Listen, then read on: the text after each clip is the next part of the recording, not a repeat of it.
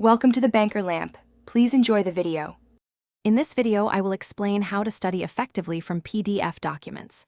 First, select a PDF reader that offers robust annotation features, like highlighting and note-taking.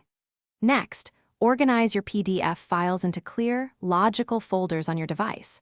This helps you quickly find what you need.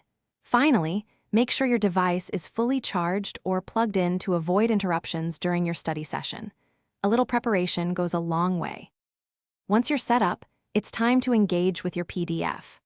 Actively highlight important concepts and definitions as you read. Don't just highlight everything. Be selective. Use the margin note feature to summarize paragraphs in your own words or to jot down questions for later. If you're looking for specific information, the search function is incredibly powerful for quickly locating keywords throughout the document. After making your annotations, it's crucial to organize and review them.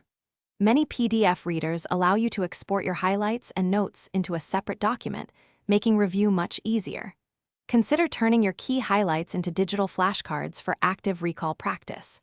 Regularly reviewing these organized notes helps reinforce the material and ensures you retain the information effectively.